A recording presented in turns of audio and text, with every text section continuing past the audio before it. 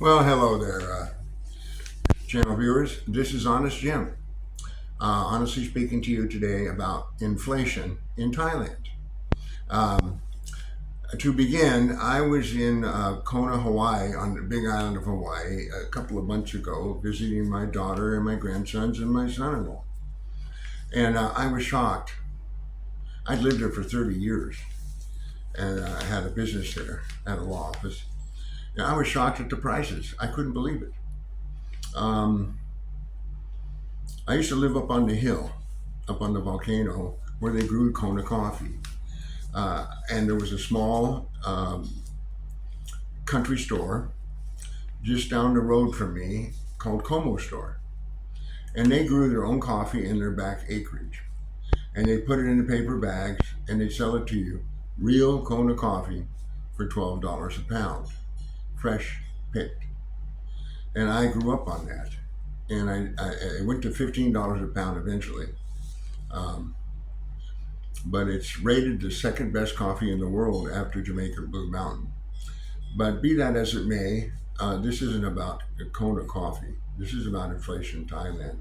And when I came back, I'd been drinking Bon Cafe coffee, 250 grams, which is about 8.8 ounces, not even close to a pound.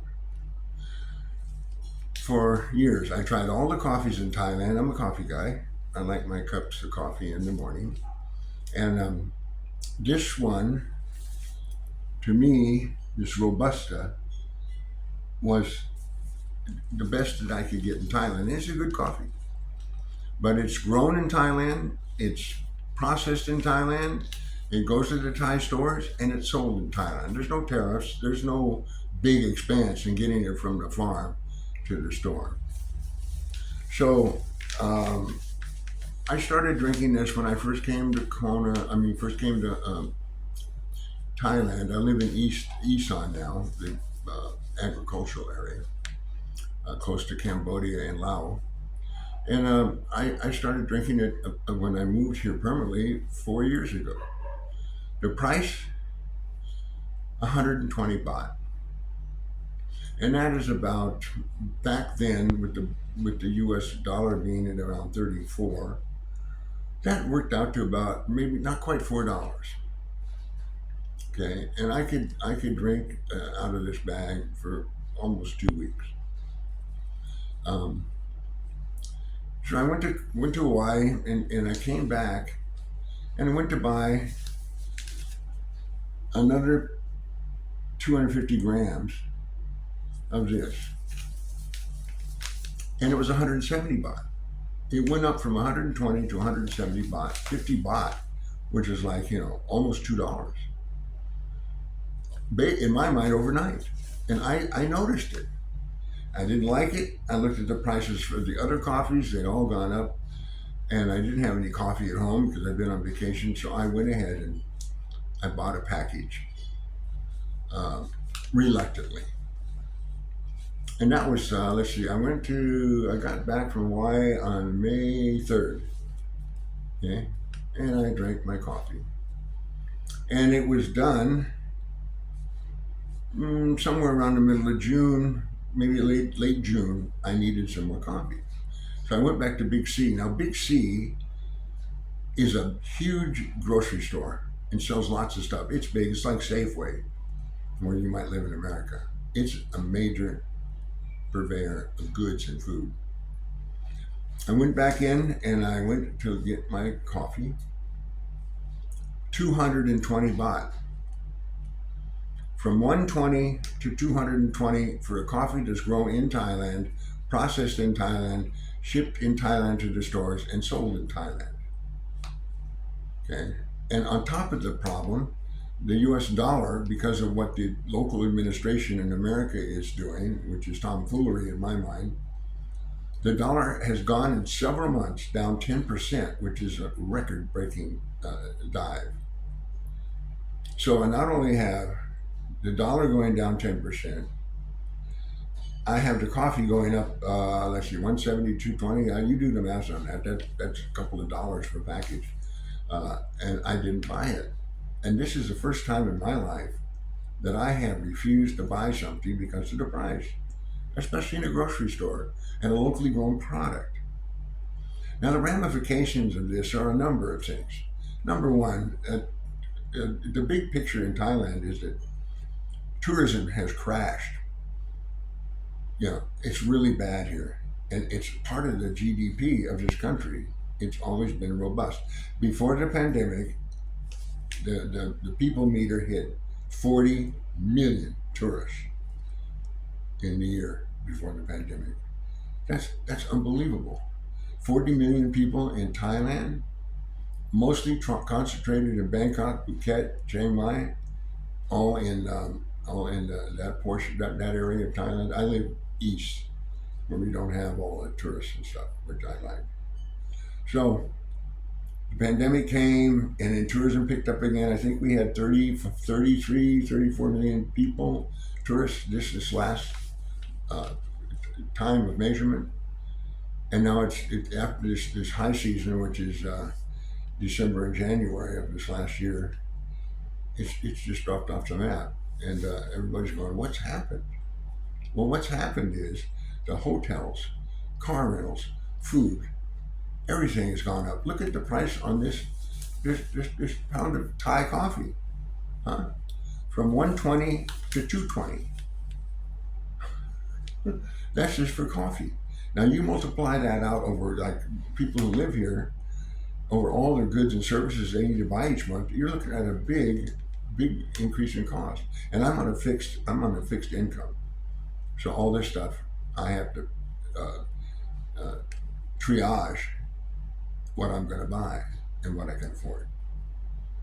So I've got Nam and my partner, and I've got Spencer, my son here. There's three of us, and we don't eat out much. We cook at home, but that's for another video.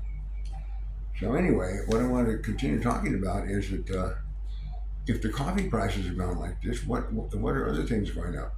And tourism is getting priced out of the market. You can go to Cambodia for peanuts compared to here. And I love Thailand. I've been to all the other Asian countries except Myanmar and the old Burma, mainly because it's in a constant state of war. But Thailand is the best of the group for a variety of reasons, which is that's for another video. But anyway, I just wanted to let you know that my personal experience with inflation in Thailand is just what I'm talking about today. I'm not covering fish or chicken or bread or anything else, but I suspect that prices have gone up across the board. Hotels have really increased. If you want to go to Bangkok, you're going to be paying some serious money. You go into a restaurant, you're going to be paying some serious money as compared to before. Thailand used to be cheap. When I came here in the late 90s, it was cheap. It was great. Now I call it inexpensive. It's not expensive yet. It's inexpensive, but it's getting there. It's getting there.